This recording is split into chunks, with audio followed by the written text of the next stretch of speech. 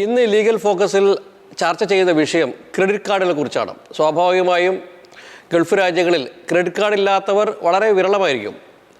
എന്നാൽ ഈ credit card വളരെ സൂക്ഷിച്ച് കൈകാര്യം ചെയ്യേണ്ടുന്ന ഒരു വസ്തുവാണെന്നുള്ള കാര്യം പലപ്പോഴും മനസ്സിലാകുന്നത് ഇത് സംബന്ധിച്ച്, അതായത് തിരിച്ചടക്കാൻ കഴിയാതെ വരുമ്പോൾ അല്ലെങ്കിൽ ഏതെങ്കിലും കാരണവശാൽ തിരിച്ചടക്കാൻ കഴിയാത്ത അവസ്ഥ വരുമ്പോഴുണ്ടാകുന്ന അപകടങ്ങളാണ്. ക്രെഡിറ്റ് കാർഡിനെ കുറിച്ച് ഇപ്പോൾ ഏറ്റവും കൂടുതൽ ഗൾഫിലുള്ള ആളുകൾ ഞങ്ങളെ വിളിച്ച് ചോദിക്കുന്നത് ഇതിൻ്റെ പലതരം നിയമവശങ്ങളാണ്. ക്രെഡിറ്റ് കാർഡ് ഇല്ലാത്തവരും ലോൺ ഇല്ലാത്തവരും വളരെ അപൂർവമാണ് ഇന്ന് ഈ രാജ്യത്ത് ജോലി ചെയ്യുന്നവരിൽ. കാരണം ഇത് ലഭ്യമാകുന്നതിന് വളരെ എളുപ്പം കാര്യങ്ങൾ മതി. തുടർന്ന് അദ്ദേഹം സാധാരണഗതിയിൽ ഇപ്പോൾ പോകുന്ന രീതിയിൽ പോകുമ്പോൾ അദ്ദേഹത്തിന് ലോൺ അടയ്ക്കുന്നതിനോ താൻ എടുത്തിട്ടുള്ള ക്രെഡിറ്റ് കാർഡിൻ്റെ പേയ്മെൻറ്റ് അടയ്ക്കുന്നതിനോ ബുദ്ധിമുട്ടില്ലാത്ത സാഹചര്യമാണ്. എന്നാൽ തൻ്റെ ജോലി തൻ്റെതല്ലാത്ത കാരണത്താൽ പെട്ടെന്ന് നഷ്ടപ്പെടുന്ന ഒരു സാഹചര്യം, അപ്രതീക്ഷിതമായി ഉണ്ടാകുന്ന സാഹചര്യം, ആ സാഹചര്യത്തിൽ തനിക്ക് ആ ക്രെഡിറ്റ് കാർഡിൻ്റെ മിനിമം പേയ്മെൻറ്റ് അടയ്ക്കാനോ ലോണിൻ്റെ ഇൻസ്റ്റാൾമെൻ്റ് അടയ്ക്കാനോ കഴിയാതെ വരുന്ന ഒരു സാഹചര്യം ഉണ്ടാകും. അങ്ങനെയുള്ള സാഹചര്യത്തിൽ ബാങ്ക് കർക്കശമായ നിലപാടുമായി ആ ആളിനോട് പെരുമാറ്റം തുടങ്ങും.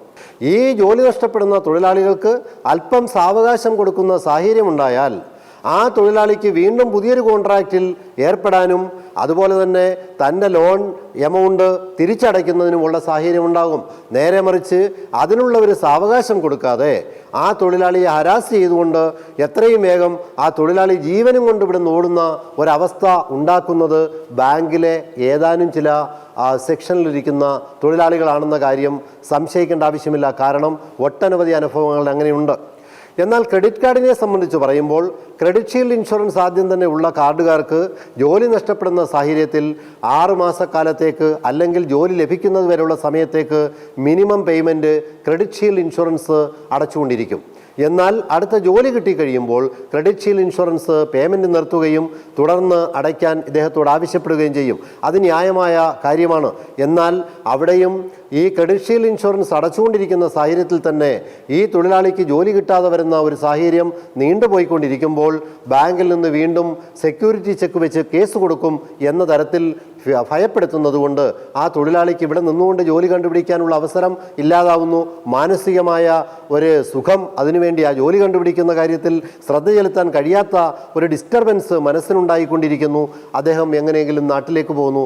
പിന്നെ ഏതെങ്കിലും കാലത്ത് ജോലി കിട്ടി തിരിച്ചു വരുമ്പോൾ ഈ ചെക്ക് വെച്ച് കേസ് കൊടുത്തിട്ടുണ്ടെങ്കിൽ എയർപോർട്ടിൽ ബ്ലാക്ക് ലിസ്റ്റിൻ്റെ പേരിൽ അദ്ദേഹത്തെ അറസ്റ്റ് ചെയ്യുകയും അദ്ദേഹത്തിന് ഒന്നുകിൽ പാസ്പോർട്ട് വെച്ച് ജാമ്യമെടുത്ത് പുറത്തു വരാം, അല്ലെങ്കിൽ നേരെ കോടതിയിലേക്ക് കൊണ്ടുപോയി ഹാജരാക്കുന്നു. അദ്ദേഹത്തിന് കോടതിയിൽ നിന്ന് ഫൈനോ അതല്ലെങ്കിൽ ജയിലോ ശിക്ഷയായിട്ട് ലഭിക്കുന്നു. അപ്പം ഇതിൽ നിന്നെല്ലാം നമ്മൾ മനസ്സിലാക്കേണ്ടത് ക്രെഡിറ്റ് കാർഡ് എടുക്കുന്നവർ ആവശ്യമുണ്ടെങ്കിൽ മാത്രം ക്രെഡിറ്റ് കാർഡ് എടുക്കുകയും തൻ്റെ കയ്യിൽ പൈസ വരുമ്പോൾ ക്രെഡിറ്റ് കാർഡിലേക്കുള്ള തുക അടച്ച് പലിശയിൽ നിന്ന് രക്ഷപ്പെടാൻ വേണ്ടിയുള്ള ശ്രമം നടത്തുകയും ചെയ്യുക. ബാധ്യത എപ്പോഴും ബാധ്യത തന്നെയാണെന്ന് ഉള്ള തിരിച്ചറിവും ബോധവും ആ ആളിനുണ്ടായിരിക്കുന്നത് അത്യന്താപേക്ഷിതമാണ്.